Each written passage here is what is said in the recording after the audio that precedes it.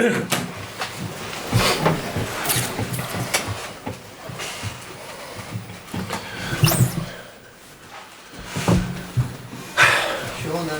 what do you think of that? Well, I think it's a horrible day for all concerned. There's no joy in it for me other than getting the job done, of course, that is. Loads of work, trying to compact so much change in such a short period, relatively short period, particularly with injuries, suspensions and all that comes with it, and contracts and all the stuff that's going on here. The underlying bigger news of Everton, which since I've been here is more or less negative connotations about everything, so that I had to try and change. It's been very difficult, but the positive side is we've got the job done. The players have played their part without doubt. I came in here to change a mentality. I think there's been signs of that, still more to go. And overridingly, I said to the players, I said, look, we shouldn't be here. So I said, look, enjoy us today and enjoy it, and you've earned it, but at the end of the day, it's got to change. There's no point in sitting on it already and going, well, like, look how great we are, because it's not like that. There's loads to change it and a lot of work to be done, but a big step to make sure, we secure it. Going through your head just before the lights go, so you'd have known that Leicester were winning in the situation at that point. What were you thinking?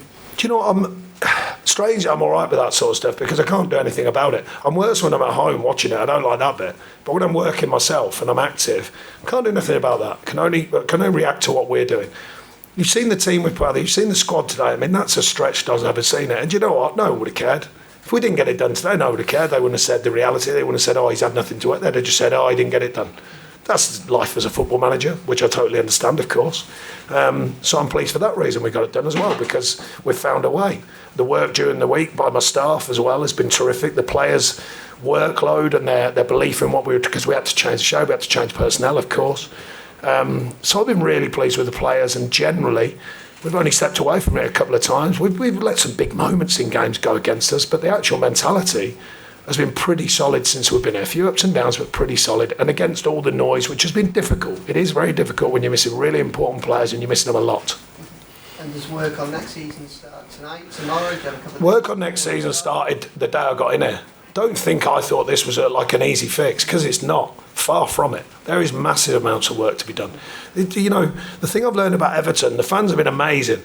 They want the club to be in top end of the market. This club at the minute is not currently a top end of the market. It's a big club, make no mistake. I've learned that very, very quickly. Big history, big club. But we're not performing like a big club. That we've got to find a way of changing that. Because you just sit on every season. This is 2 seasons now, don't forget. I've played my little part in 2 seasons of this. There's massive amounts of change to get that to build to a new dawn, a new future, a bigger future, if you like. So I think the Evertonians, as remarkable as they've been, have got to remember that. This is a bigger project than just, oh, well, it's all right now. It's not. There's going to be more work ahead because it's been going on for 2 years. So therefore, that's shown its sign. I haven't got magic dust. I can only make things happen that I think are believable and I think can be done. But I haven't got magic dust. There is massive amounts of work to be done, not just from me, by everyone at the club. Chris? No, I don't think you ever have, because like I say, it's been 2 years of this. So on paper, everyone looks, so why is that team not doing that? You go, well, it hasn't been doing it under various managers for a couple. Probably people say to me, it's sort of been coming away from it for 3 years, 3 seasons. I don't remember that far, but I certainly remember the last couple. So, like I say, it's not a quick fix. This is not just buy a player, hurrah, it's all solved. It's not like that. They've tried that in the past. It's not that easy. I'm trying to lay down the belief in a new culture, an environment, a belief in, fans. I said the other day to someone, I think it might have even been Andy, I said, if I had 5 Evertonians, sort of die-hard Evertonians, what the club really stood for, and I asked them on their own, they'd probably give me 5 different answers. Well, that has to realign. There was a time when they said, earthy, raw but hard-working, give a lot to the shirt, pride, and all them words. I'm not quite sure they're as relevant, I'm not quite sure they're as obvious. They're relevant, but I'm not quite sure they're as obvious now. That's the base that I want to build. But then on top of that, of course, excuse me, we want to play good football, we want to play attractive, we want to play winning football. But it has to start with something. There has to be more to it than that. And I've been pleased with that. There's been signs of that.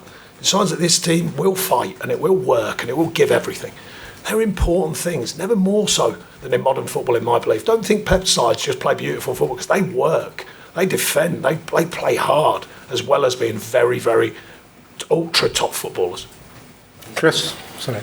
Sean, what gives you the belief that you can do that change? Because Frank Lampard sat in the same seat 12 months ago and said similar, and it all happened again. Well, I'm certainly not judging other managers. I have my own style, my own way of doing it. I've taken a step. I said when I got it, I've got to earn my spurs with the fans and with the club and the hierarchy and everyone here. I've taken a step towards that. It's not all glory, it's not all fixed, but I've taken a step towards that. I know the industry. I've been in it all my life, so I know what I'm doing. Paul? So, will you have to sell some of these players? There's a chance. I'll find out more about that. There's not been any depth to, there's been peripheral talks and alignment of maybes, ifs, and ifs, buts, and maybes. Sorry, but that's going to come over the coming weeks. To find out the truth of what we've got, what we can do, what we can't do, and all the rest of it. The first things first, and I meant sincerely. I know you're probably bored of it, but this was the main job. First of all, had to get this sorted out. We've done the job to get it sorted out and get it over the line. Now, of course, that doesn't mean there wasn't other stuff going on, but that was absolutely the key focus. Now it's time to immediately refocus on the rest of it. Tom? Sure. Obviously, there was a lot of celebration in the stadium because of the relief. Well, it's clear to get the message out that this isn't a reason to be happy. No. Don't misconstrue my words. It's a definite reason to be happy, but we've got to demand more from internally. Yeah, that's what If the fans know the truth, I think, I get the feeling. I don't think they think this was a walk in the park. They've been with us all the way, which says to me they've accepted, look, we're not where we want to be at the moment, but let's back what we've got. So that's been good. There's been like a reality check on the fans. It seems to be, right, look, this is the second season we're here. The joyous occasion is out there today. Quite obviously, everyone enjoys it. But we're going to need that solid thinking going forwards. We're not ready to be up there yet. That's quite evident. That's 2 years, maybe 3 years of that. So it's going to be building. It's going to be, progress. And I need the Evertonians to understand that. I think they do. I think they've seen a vision of it, or a view of it, sorry. It's a work in progress. It's not going to be, I don't think, I'll be very surprised if they say, here's another war chest, you're signing one. It's not going to happen. So therefore, we've got to be wise. We've got to recruit wise. We've got to recruit, if possible, players who can understand this club. I've learned about it. It's not just putting someone out there from anywhere in the world. They've got to be able to handle what it is to be part of Everton. And I'm learning that all the time. So we need to get that heartbeat, that mixture, but also talent as well, of course. That's the point to make. You're speaking realistically about what's needed now. Well, I've tried to speak realistic when I get it. The thing with realism is not many people want it because it sounds boring. But at the end of the day, it's time for that. There's been a time when this club, in my opinion, went for the lot. Let's just do everything. There's a time for realism, in my opinion. That's what I've learned. And I think there's a hard edge to the fans here. I might be this wrong. I think there's a hard a hard number of fans who actually go, no, I think you're right. I think we'll go with you. I think we need to collect it all back together, realign it, get us back on board, get the fans connected to what we are as a team, to what I am as a manager.